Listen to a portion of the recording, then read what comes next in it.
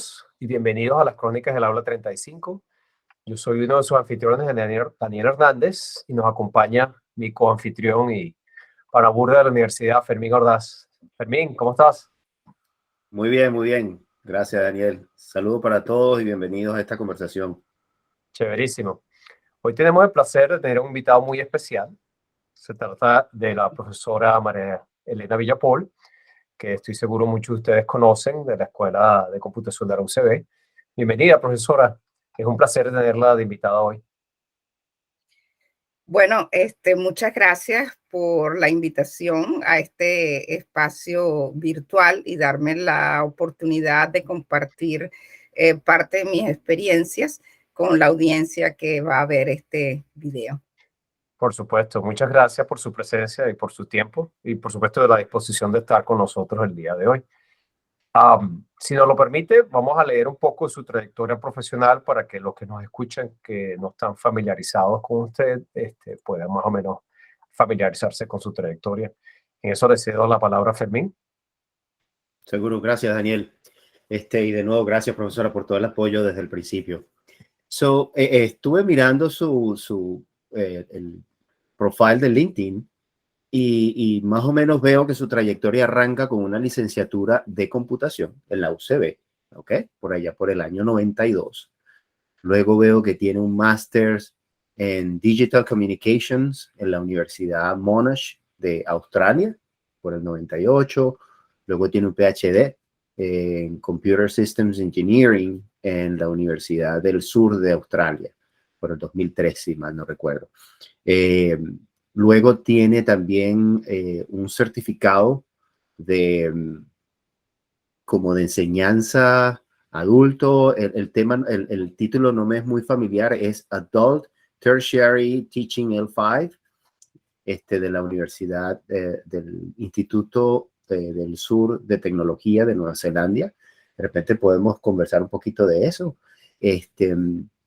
Y luego hay varias facetas que tengo aquí en la trayectoria. La primera es de la industria. Veo que arrancó como analista de sistema o como System Analyst en Lagoven en el 92. Y luego veo una carrera increíble en la parte de docencia. Arrancó como profesor adjunto en la Universidad de Florida, en la Universidad Central de Florida. Luego fue profesor principal 1 en la Universidad de las Fuerzas Armadas en Ecuador.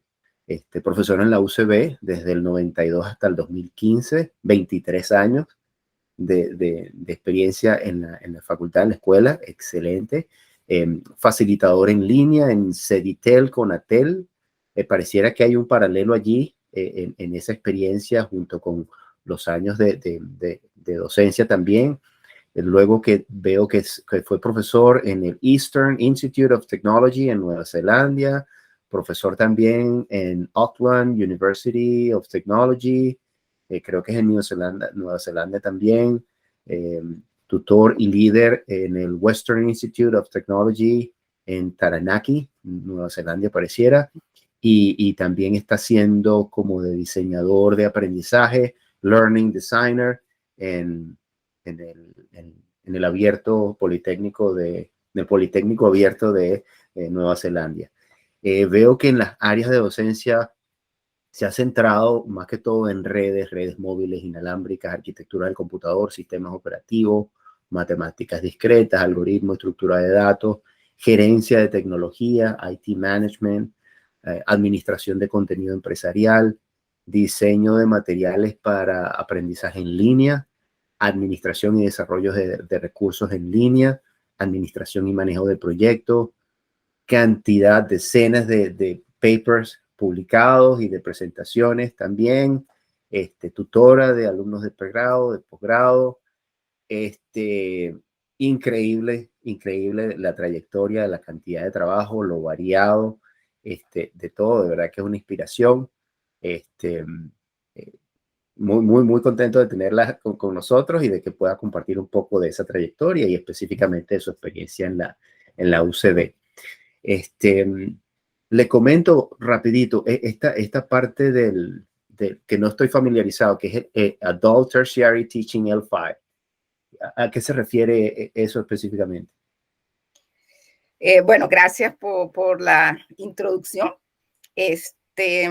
Bueno, cuando yo llegué a Nueva Zelanda, donde he vivido por los últimos 7 años, con toda esa experiencia que yo tenía, uno de las cosas importantes en Nueva Zelanda es que ellos aprecian mucho los estudios que uno haga en este país. ¿Mm?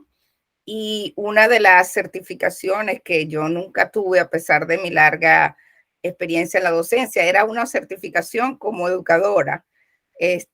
Porque pues uno en la universidad cuando empieza a dar clases, y eso es así, pues uno va aprendiendo esa parte de docencia, es enseñando, ¿no?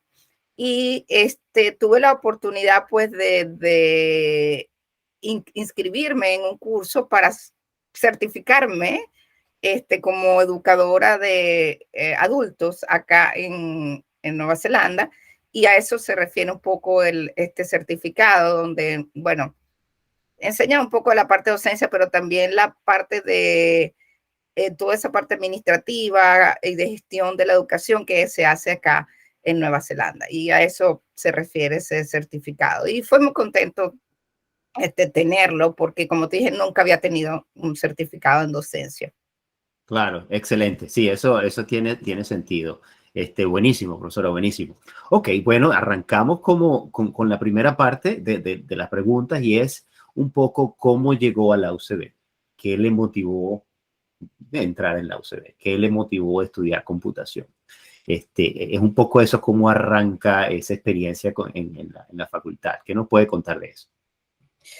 Bueno, fíjate tú, yo cuando estaba en el bachillerato y quizás de primaria, siempre quise estudiar arquitectura, porque yo pintaba en ese momento, había hecho un poco de estudios de arte en el conservatorio en Maracay, en mi ciudad natal, y siempre había dicho, bueno, lo más parecido pues es estudiar arquitectura. Pero bueno, ya terminando el bachillerato, hablando con una persona que era arquitecto en ese momento, no parecía muy contenta con la carrera de arquitectura que ella había hecho, y un poco me disuadió de no hacerlo, ¿no? Entonces, tú te pones a pensar, bueno, ¿qué hago, no? ¿Qué estudio? Y en ese momento, un primo estaba estudiando en la Universidad Central, estaba estudiando computación, era una carrera recién creada, y bueno, me dije, bueno, ¿por qué no? ¿Por qué no estudiar computación? Bueno, y apliqué y decidí estudiarla. Pero ¿por qué la UCB? Bueno, lo de la UCB es algo bastante interesante. Para esa época yo pertenecía a la Selección Nacional de Judo, y precisamente en la UCB estaba la Selección Nacional, entrenaba en la UCB, en el dojo de la UCB, que es uno de los más grandes, diría yo, todavía es uno de los más grandes del país. Entonces, pues el estudiar computación en la UCB era como lo más conveniente para seguir con mi carrera deportiva y también con la carrera profesional. Y pues de esa manera fue que decidí estudiar en la UCB. Wow, súper interesante eso, profe. Su carrera como judoka. Sería parte de algo muy interesante para nuestros, la gente que nos ve hoy, que supiera un poquito más de eso. Quizás podamos abordarlo más tarde, aparte de lo que ya leímos desde el punto de vista profesional. Pero sí, yo recuerdo eso de cuando yo estaba en la facultad de estudiante, que usted era conocida por ser judoka. Sí, sí, es parte de la experiencia. Y bueno, gracias a la UCB, el por estar cerca, creo que eso ayudó mucho a que me pudiera desarrollar en esos dos áreas. Claro. Que Súper, era súper muy... conveniente, ¿no? Estar ahí y poder estudiar y entrenar más o menos en el mismo sitio. Perfecto, No, perfecto. sí, Sí, adelante. sigue.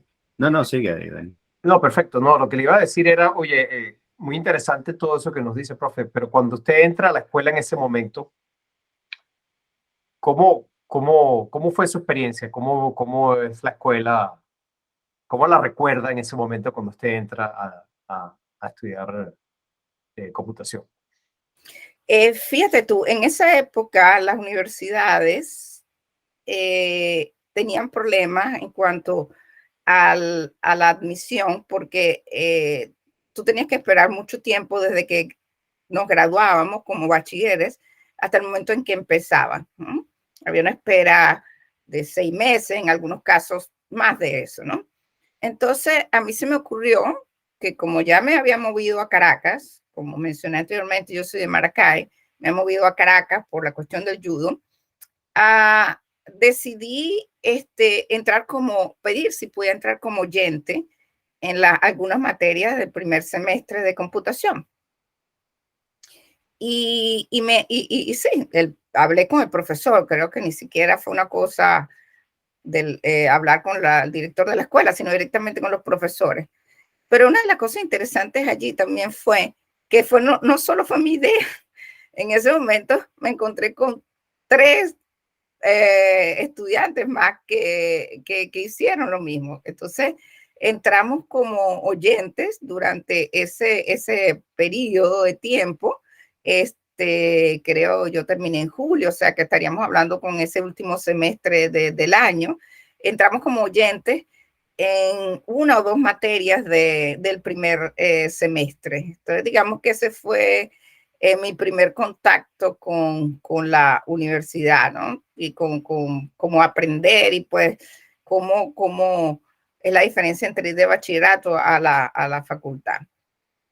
Luego de eso, ya formalmente, creo que fue en marzo del año, no he olvidado, 83, 84, que ya formalmente entramos a estudiar en la facultad.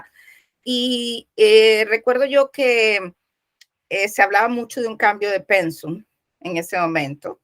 Entonces yo entré con un pensum que tenía física, matemática, yo no recuerdo, pero creo que también tenía química.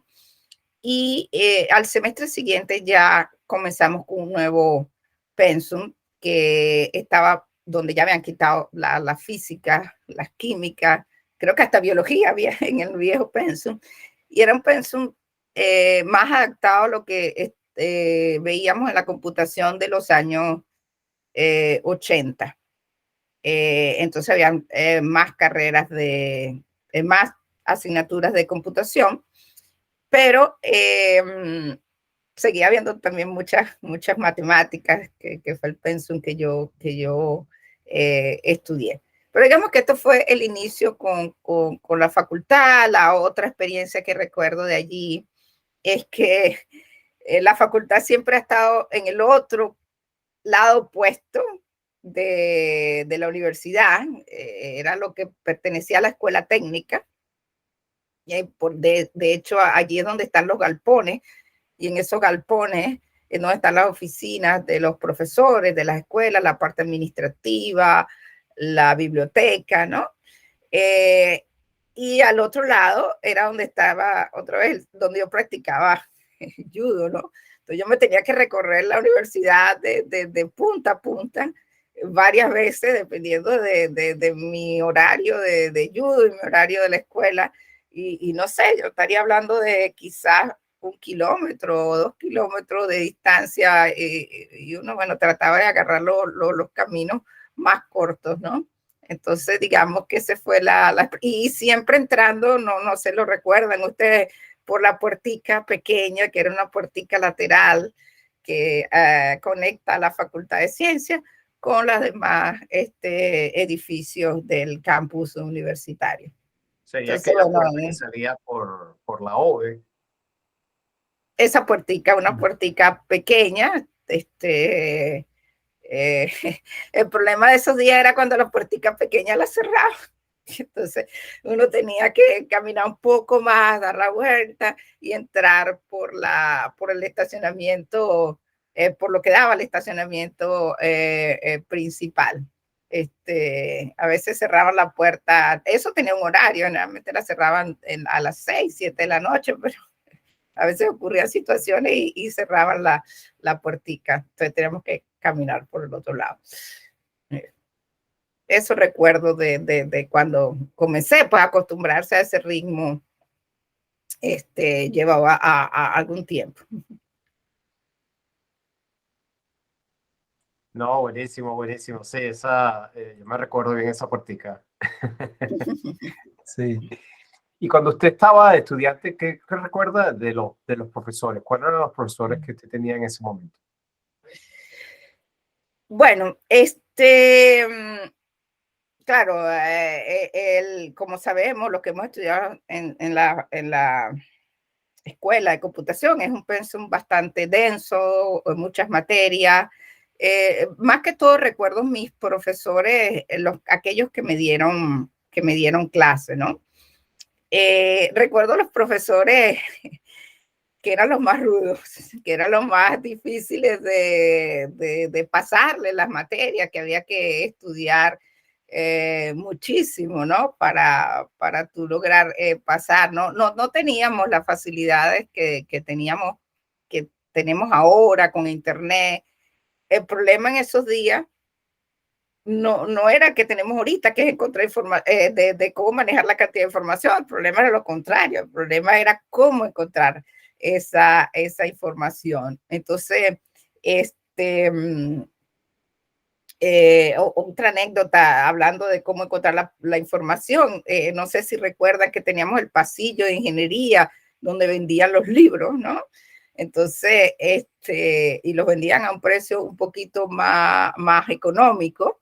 Entonces, pues era un sitio que visitaba, ¿no? Para buscar algunos libros que me sirvieran para estudiar, pues, ¿no? Y hablando un poco también de esto, teníamos algo en la facultad, no sé si todavía está, que era el alquiler de libros. Entonces, la bolsa del libro, ya recuerdo cómo se llamaba. Y bueno, con eso uno ahí alquilaba los libros y por un precio, no sé ni siquiera si pagábamos, y nos lo daban por el semestre. Ok, entonces volviendo un poco con estos profesores que eran difíciles de pasar y que los recuerdo porque al final eran buenos profesores y uno estudiaba y creo que las bases que yo tengo ahorita provienen de ellos, no tanto de los estrictos solamente, de los otros también, porque uno tenía que realmente fajarse para estudiar. Pero te voy a contar una anécdota que siempre recuerdo, ¿no? Así en el cuarto semestre yo estaba viendo una materia y uno de estos profesores estrictos llegó el primer día y dijo, nosotros éramos como 30 estudiantes y nos dijo, bueno, aquí solamente van a finalizar 10 de ustedes, van a llegar al final. Y wow, 10, éramos 30. Y de esos 10, solo la mitad va a pasar.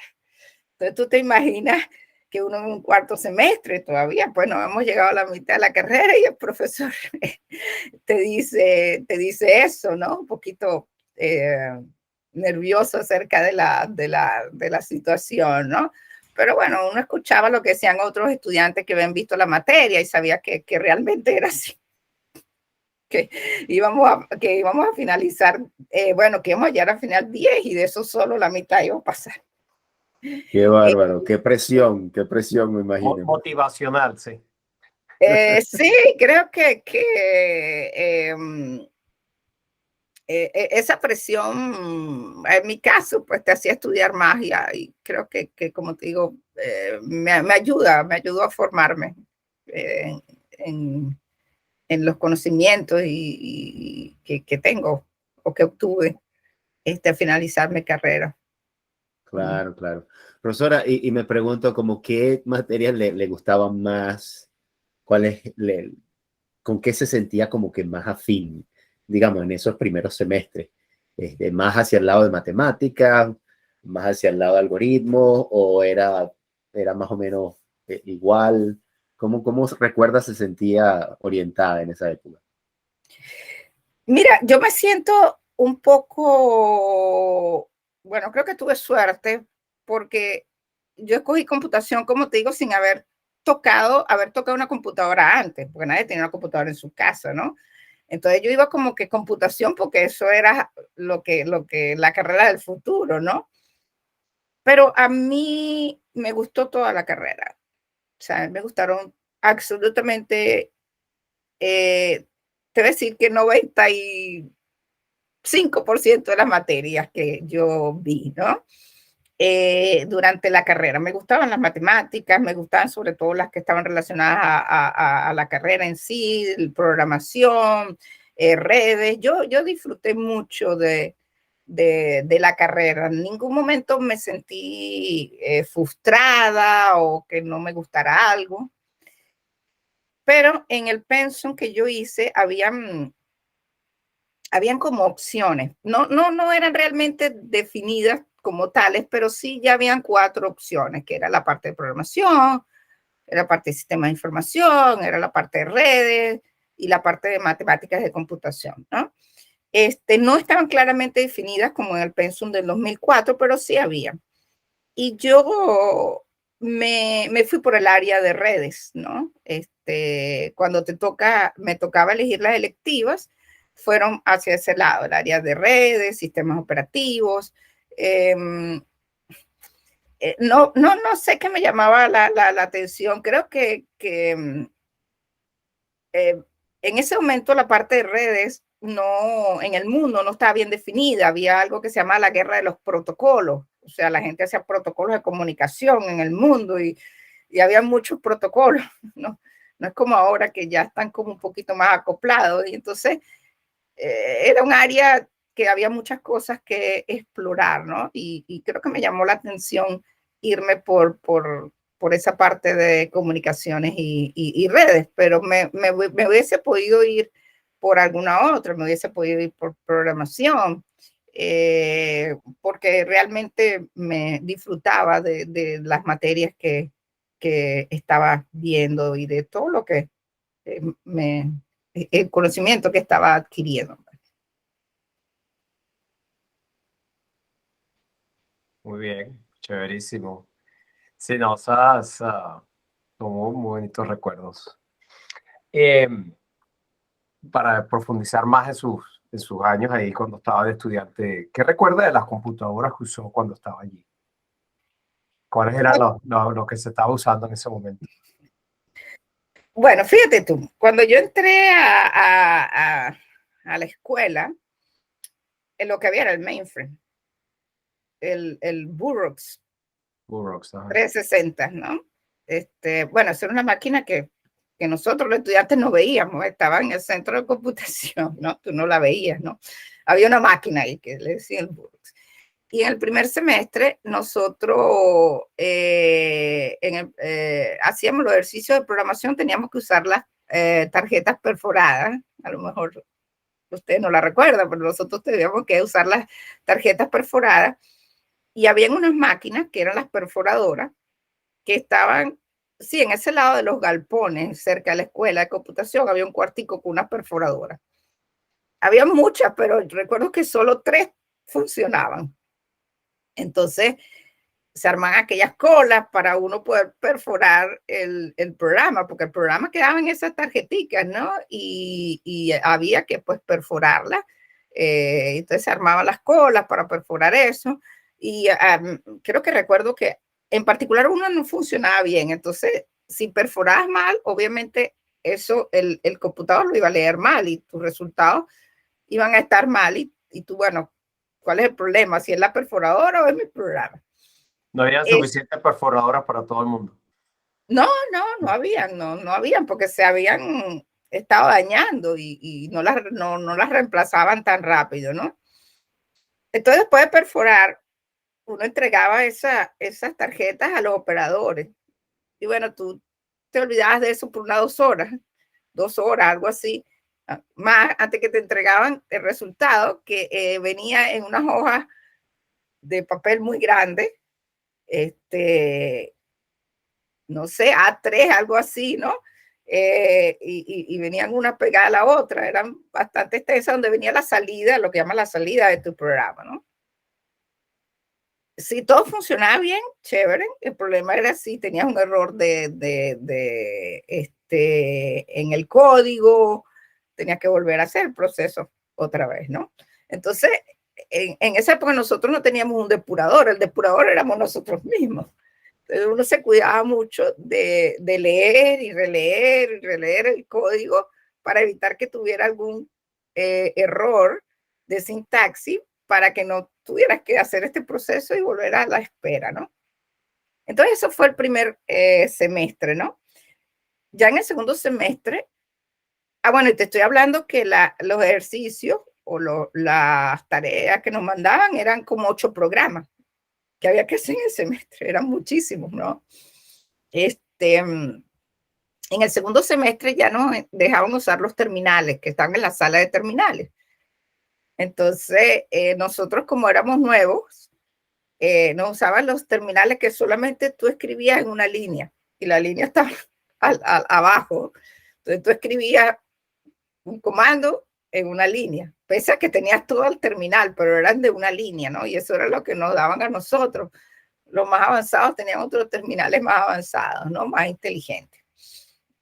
También recuerdo esa época que los estudiantes de base de datos, que eran estudiantes más avanzados en la carrera, tenían que hacer un programa más complejo, ¿no? Y entonces ellos se caracterizaban porque tumbaban el sistema o lo ponían muy lento, ¿no? Entonces teníamos esa traba porque nosotros hacíamos programas pequeñitos, pero si estaban los de base de datos corriendo los programas, entonces podían tumbar el sistema y nos afectaban a nosotros, ¿no? En esa época también teníamos que hacer reservación para entrar a la sala de terminales. No estaban, no era que caminábamos y encontrábamos un terminal, generalmente trabajaban por reservaciones, ¿no? Cuando tú entrabas y veías uno desocupado era porque no servía, por supuesto. Entonces, más de una vez tuve todo bueno, no solo yo, mis compañeros tuvimos todo el fin de semana en la sala de micro, ¿no? Creo que cerraba a 10, 11 de la noche, ¿no? Metidos todo el fin de semana lidiando con el programa, ¿no?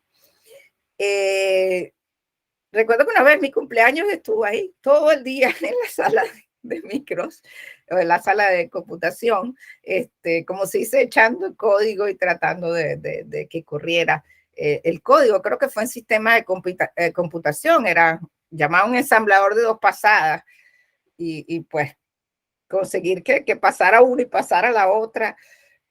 Yo creo que el mío no pasó por límite de líneas excedidas. Entonces, como límite de líneas excedidas, ¿cómo tú corregías eso si te tenían que dar autorización y los preparadores no estaban el fin de semana? Entonces, claro, uno lo ve, en ese momento era parte de la experiencia, ¿no? De aprender, ¿no?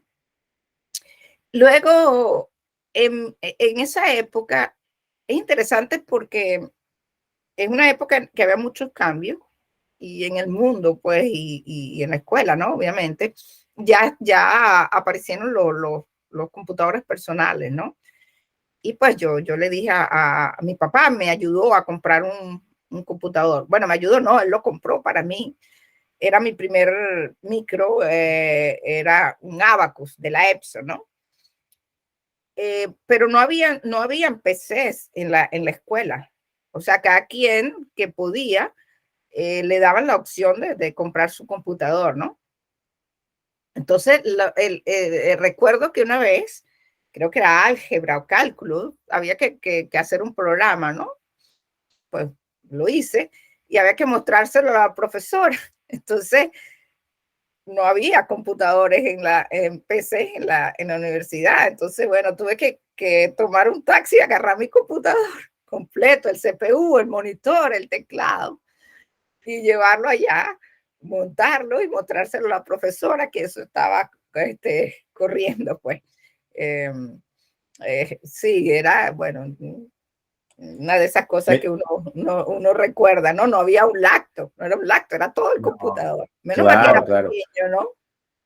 Lo bueno que estoy pensando es que no tenía esos problemas que teníamos otros alumnos, y es que, no, eso trabajó en la casa, se lo aseguro que no trabaja aquí, pero trabajó en la casa, porque se trajo el computador de la casa y no había manera de que no trabajase allí. Qué bueno, qué bueno. Lo que se me viene a la mente también es que digamos, el feedback loop, o ese tiempo que se toma desde probar y tener la implementación del algoritmo hasta la salida era bastante largo, ¿no?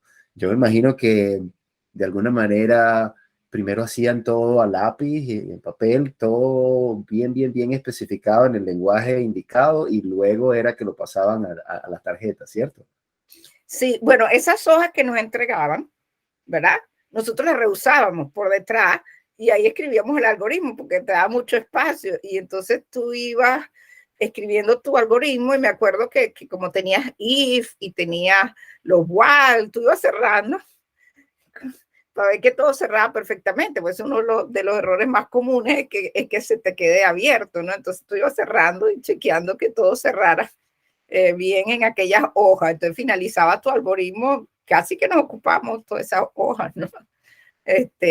Como tú dices, manualmente antes de transcribirlo, ¿no? El depurador, como yo te digo, los depuradores éramos nosotros mismos. Lo que llaman el debugger, que ahora te hace todo eso, pero en ese momento no había nada de eso, nosotros lo hacíamos.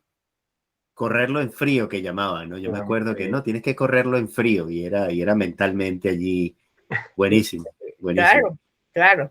Sí, y esa, bueno, ya te digo, después oye, yo no recuerdo muy bien, eso te lo digo ciertamente, si yo alguna vez usé PCs de la universidad. Yo tuve mi propia PC, pero creo que en algún momento de mi carrera, creo que la facultad probablemente adquirió algunos PCs, ¿no? Antes de deshacerse del computador, ¿no?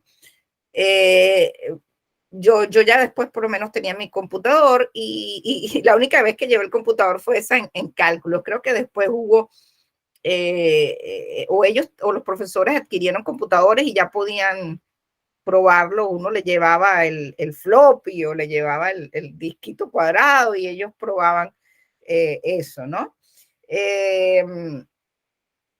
Cuando yo salí de la universidad, sí, terminé la licenciatura, creo que ya no estaba el Burroughs, ya el mainframe no estaba. Y sí, ya creo que no estaba allí, pues. Claro, como yo me fui a la parte de redes fue muy teórica porque no había manera de tener una infraestructura de switches o routers que te permitiera probar, pues entonces de verdad era bastante teórico esa parte de redes.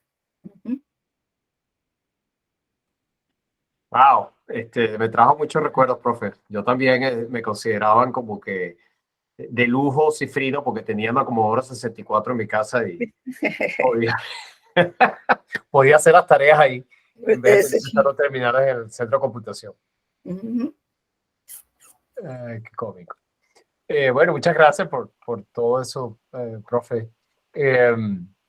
Bueno, y ya, digamos, avanzando un poquito más el tiempo, ya que después se graduó y todo eso, ¿cómo fue la transición a la docencia? Cuando usted decide ser docente, háblenos un poquito de esa transición y cómo llega usted a la conclusión que quiere ser docente y cuál fue su experiencia entrando en ese campo.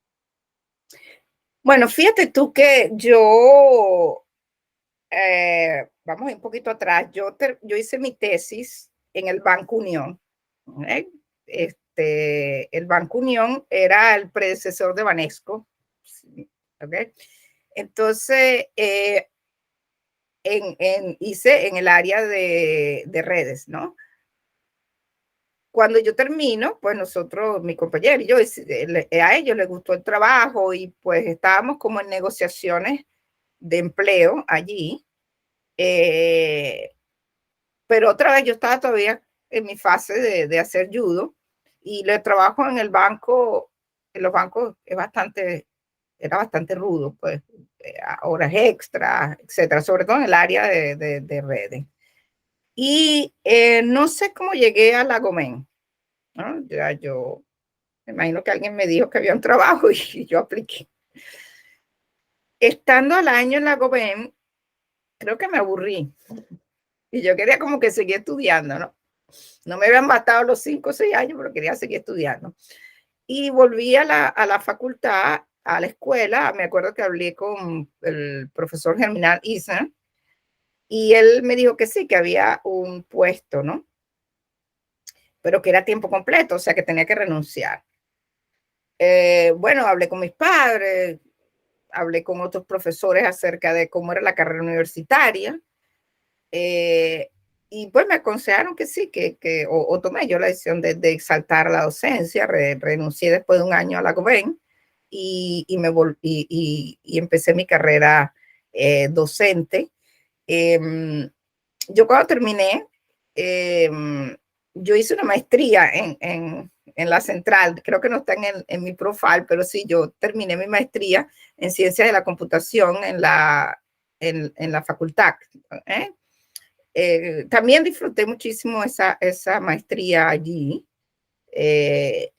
Y una de las cosas que yo disfruté de la maestría, y creo que es algo de verdad ventajoso de la facultad, es que tú puedes elegir qué hacer. O sea, yo elegí mis materias, hice como mi propio programa. Entonces, cosas que yo no había visto en el pregrado, tuve la oportunidad de tomar materias que llenaban como ese hueco que no había tenido tiempo de ver en la licenciatura. Y bueno, esos estudios eran en paralelo, o sea, yo era profesora y ellos me pagaban por hacer no me pagaban, subsidiaban la maestría, ¿no? Así fue como llegué yo a dar clases en el área de redes, por supuesto. Estábamos, no sé si ustedes se acuerdan, bueno, probablemente Daniel, que fue preparador de comunicaciones, que estábamos en esta sala que era un poco apartada de las oficinas principales, en el piso 1, donde estaban las instalaciones y las oficinas de redes. Y ese fue mi salto a una carrera de docencia que duré como 30 años, ¿no es cierto? Sí, como que le gustó. Sí. Cuando probó la carrera de docencia, como que le gustó porque fueron muchos años como profesora. Excelente, excelente. Sí, bueno, yo se me olvidó comentarle que yo había sido preparadora.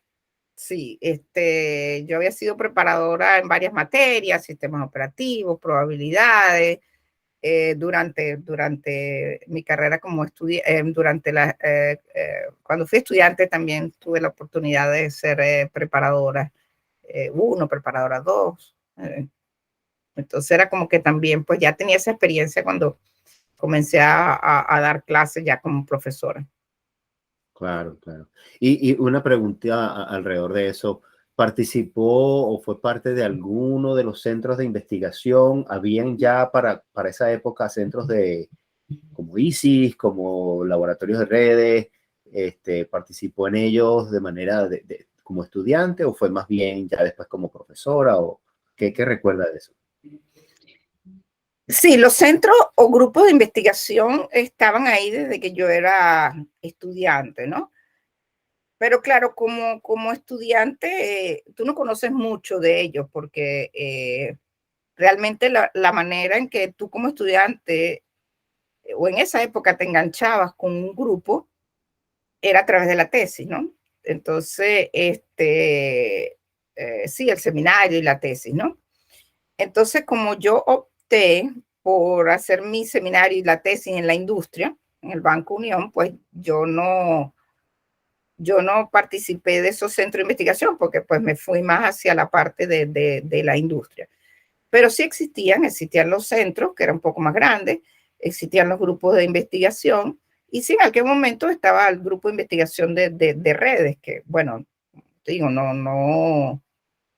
interactué un poco a través porque eran mis profesores de las electivas, y en las electivas es cuando uno realmente interactúa más con los profesores por varias razones. Primero, hay menos estudiantes y ya somos estudiantes más maduros, es otra perspectiva.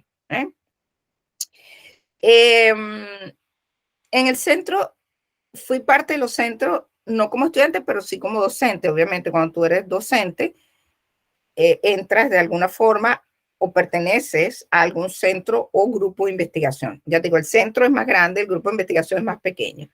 Y para ese momento estaba el grupo de investigación de redes, Y al comenzar yo automáticamente, automáticamente pertenecía al al grupo de investigación de redes. Perfecto, perfecto. Este, pero no sé si quieres que en este momento te hable un poquito de la evolución. Seguro, Qué seguro que sí, interesante. claro que sí. Excelente. Sí, fíjate tú, obviamente los centros y grupos de investigación en la escuela evolucionaron bastante bien en el sentido que se adaptaba mucho a cómo iba evolucionando la tecnología. O sea, inicialmente yo hablé de que había matemática de la computación, había redes, había programación, pero después vinieron más centros a medida que evolucionaba la computación y se iba creando lo que llaman tecnologías de la información, tecnología, sí, de la información, pues también los centros se fueron diversificando. En el año 2004 hubo un cambio de pensum y ese cambio de pensum creo que marcó un hito quizás en la escuela, porque ahí sí se crearon las opciones. O sea, realmente lo que antes no era claro, se crearon las opciones y se crearon mecanismos también para evolucionar en esa área. Y el otro paso importante allí es que se creó algo que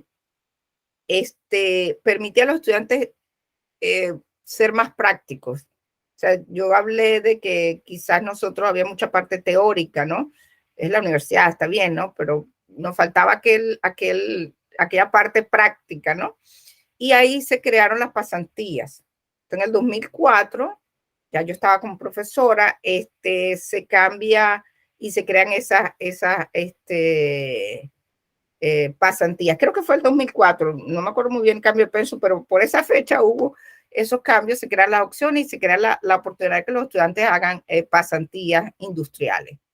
Y obviamente eso le da cuando se crean las opciones, pues se crean más grupos de investigación. ¿Okay?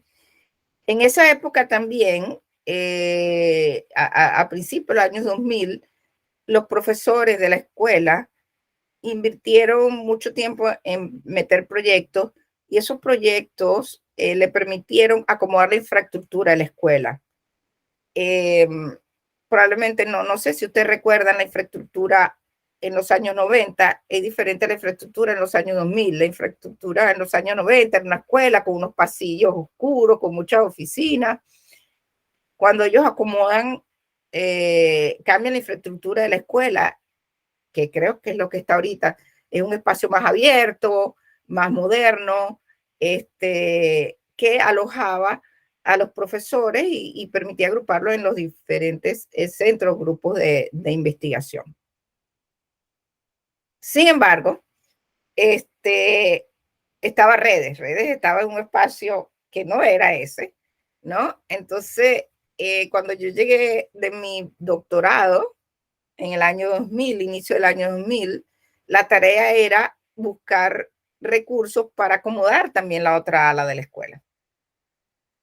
Entonces, ahí fue cuando yo, junto con otros profesores, metimos un proyecto, algo que se llamaba Fidetel. Era un fondo, sí, creo que la EFRA fue un fondo para promover el desarrollo de las telecomunicaciones en el país. Y nosotros, pues, haciendo de redes, calzábamos allí, ¿no? Y metimos un proyecto que tomó muchísimo tiempo en ser aprobado. Era un proyecto millonario en términos de bolívares. Y después de largo tiempo, no los aprobaron. Y con eso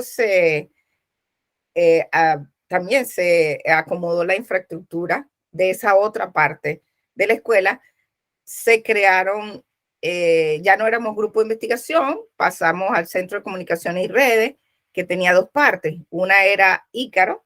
Ícaro es el laboratorio de comunicaciones móviles inalámbricas, que yo tuve la oportunidad de formar junto con otros profesores, y estaba la Core, que era la versión cableada, o sea, la parte de redes, pero la parte cableada. y ellos dos agrupados en el Centro de Investigaciones de Comunicaciones y Redes. Entonces fue una experiencia bonita el poder haber sido parte de ese proceso de crear ese centro y la infraestructura que quedó, porque esa infraestructura ayudó a muchísimos estudiantes a formarse en esa área. Teníamos muchos computadores, switches, routers, ya todos los equipos no eran un problema en ese momento y tuvimos muchos tesistas de pregrado, de posgrado que culminaron sus trabajos allí. Buenísimo. Excelente, profesora. Fíjese que esa parte de la historia yo no la conocía. Yo tampoco. Sí, inclusive me llamó mucho la atención lo que mencionaba de las pasantías. Me pregunto, ¿esas pasantías eran para los estudiantes hacer trabajos en los centros de investigación o eran estudiantes de los centros haciendo pasantías en la industria, con convenios? ¿Cómo era ese tema de las pasantías? Bueno, cada estudiante era libre de elegir si quería hacer una pasantía en la industria o habían algunos estudiantes que les era más cómodo hacer las pasantías en la universidad, dentro de la universidad, bien sea en los centros o bien sea en cualquier otra instalaciones de la universidad. Era pues cuestión de que eligieran. Algunos estudiantes preferían hacerla afuera y obtenían esa oportunidad o nosotros como profesores se nos acercaba gente de la industria siempre a buscar gente, pues a buscar estudiantes. Entonces, pues estábamos ese contacto. Mira, hay una oportunidad para un estudiante que haga una pasantía en esta institución y pues le recomendamos a algún estudiante. Otro, nosotros tratamos de capturar a esos estudiantes para hacer nuestros propios proyectos en los centros. Cuando yo te hablo del centro de redes, nosotros estábamos manejando 8 servidores, 45 computadoras, o sea, era una infraestructura grandísima. Necesitamos estudiantes para hacer funcionar eso, para desarrollar software, para trabajar en los protocolos. Entonces, también capturamos estudiantes que hacían pasantías. Lo importante era que la pasantía estaba bien definida. No era un trabajo teórico, era un trabajo práctico. ¿Okay? Entonces, independientemente si el estudiante lo hacía afuera, lo hacía adentro, el estudiante tenía que agarrar esas habilidades prácticas, que era lo que se deseaba con la pasantía. No era un seminario teórico, realmente era un reporte basado en una experiencia práctica. Y eso era lo importante de esa parte. Claro, entiendo. Una preguntita, profesora, de esa época, ¿tiene algunos proyectos en particular que recuerde con más detalle, con más cariño, que disfrutó más, que venga a la memoria de los proyectos que hizo? Puede ser como estudiante o como profesora liderizando alguno de estos centros.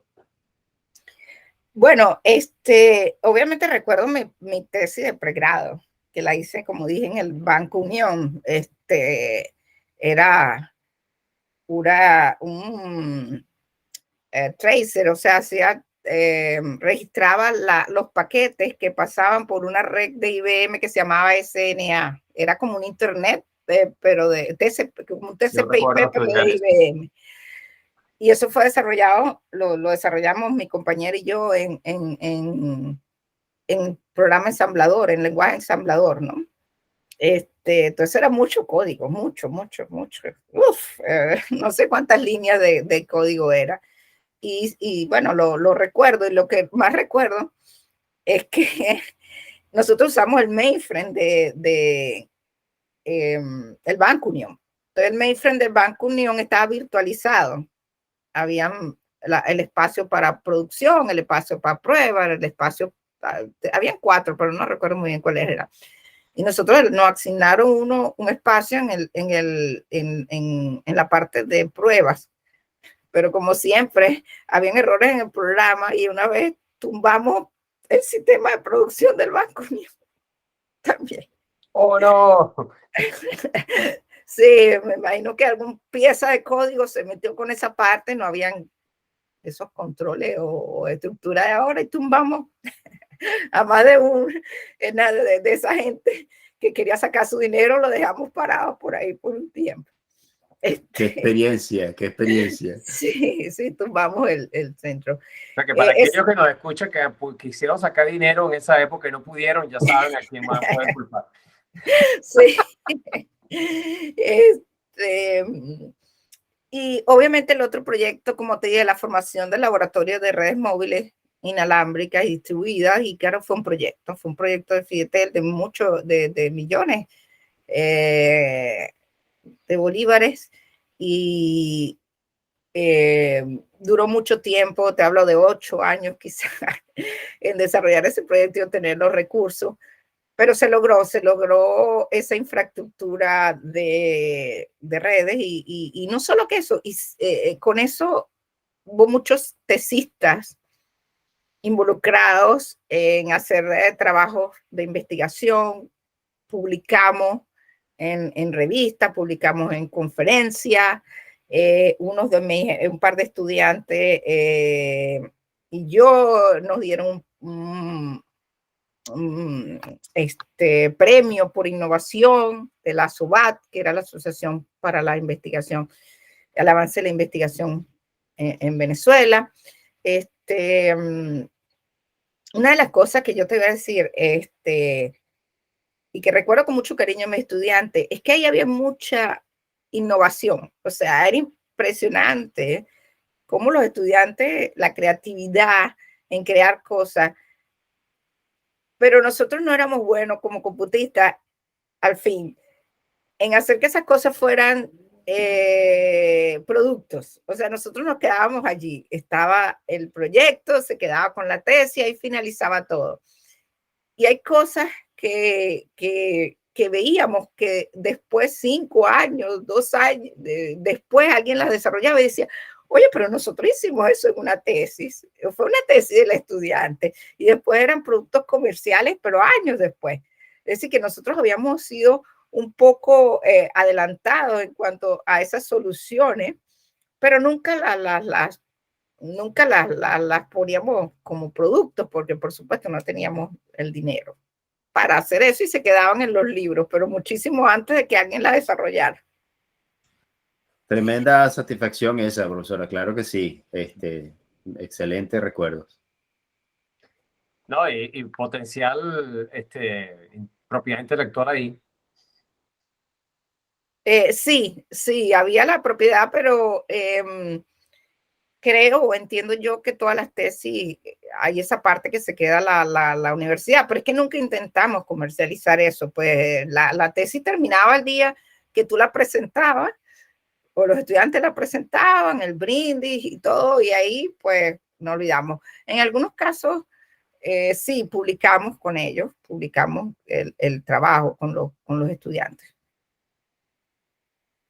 Buenísimo, buenísimo, profe. Bueno, ya nos estamos acercando al final de nuestro tiempo, Fermín. Si tenemos una última pregunta para la profesora.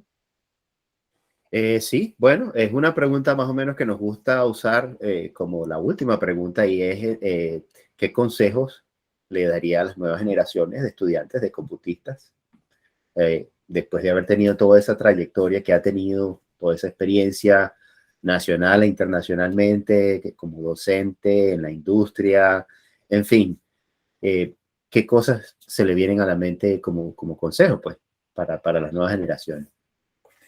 Bueno, hay algo en común hoy en día a cuando yo empecé, y es que, bueno, realmente computación, todo lo que es TI, sigue siendo, como se dice, la carrera de futuro. Hay una gran demanda actualmente de personal alrededor del mundo. Creo que son millones de puestos de trabajo en el área. Es un área, obviamente, la computación se ha diversificado muchísimo hoy en día. No era solo lo que uno veía, programación, redes, hay muchas otras áreas, ¿no? Y mi recomendación, pues, es que es una carrera muy bonita, una carrera muy dinámica. Pues tú puedes ir cambiando, como tú cuando leíste la introducción de mi CV, yo pasé de redes a ser hoy en día diseñador instruccional. O sea, ha ido cambiando mi foco con el tiempo. Entonces eso te da la oportunidad de computación, de que tú puedes cambiar. La otra cosa es que yo pienso que la formación que te da la UCB es una formación muy completa que te permite afrontar esos retos que te impone el cambio de la tecnología. Entonces, mi consejo, pues, es que pese a que entiendo que pueden haber limitaciones en la infraestructura, en la escuela, pues vale la pena estudiarla y creo que sí, por ahora existen muchas oportunidades de trabajo y de desarrollarse en el área en un futuro, y la escuela da esas bases para poder hacerlo y para poder cambiarse y evolucionar con los cambios tecnológicos. Entonces, ese es mi consejo para las nuevas generaciones. Excelente, sin duda, sin duda. Yo creo que a medida que la cuestión cambia y evoluciona, hay como distintas áreas y subáreas dentro de la computación que son súper interesantes, cada uno de su propia manera y de acuerdo a tus inclinaciones y a tus preferencias, tienes digamos, cómo aplicarte. De verdad que sí. Gracias, profesora. Bueno, sí, muchísimas gracias, profesora. Ya estamos cerrando nuestra entrevista hoy. Quisiera darle de nuevo, reiterarle las muchas gracias por su asistencia, su tiempo, por sus anécdotas. De verdad que me hizo recordar, añorar mucho de ese tiempo en la facultad, sobre todo las anécdotas en el centro de computación, que creo que algunos de nosotros podemos sentirnos identificados. De verdad que sí. Quiero darle de nuevo gracias también a Fermín por el tiempo y por su dedicación. Y bueno, profe, de nuevo, muchas gracias. Si tiene algunas palabras de despedida para nuestro público. No, gracias a ustedes por invitarme y por, digamos, recordar todos esos momentos que pues bueno, uno no lo recuerda siempre, ¿no? Hacer recordar, ayer cuando estaba escribiendo mis notas, los recordaba, oye, esto, lo que pasó, lo que dejé, como dice, lo que hice, lo que dejé de hacer, los compañeros, los profesores, toda esa vida de estudiante y luego de profesora. Muchísimas gracias por permitirme, pues, expresar también eso a través de este espacio, pues. Y bueno, mis últimas palabras, pues, es y siempre será un honor para mí ser UCBista. Y como se dice, UCB. Muy bien, compartimos su opinión, profe. Muchas gracias. Ok, bueno, perfecto. Con eso entonces llegamos al final de nuestra entrevista de hoy. Quiero darle gracias a todas las personas que se tomaron el tiempo para ver esta entrevista. Por favor, manténganse al tanto. Vamos a tener otras entrevistas prontamente que estaremos publicando en nuestro canal de YouTube. Y bueno, muchísimas gracias. Hasta luego.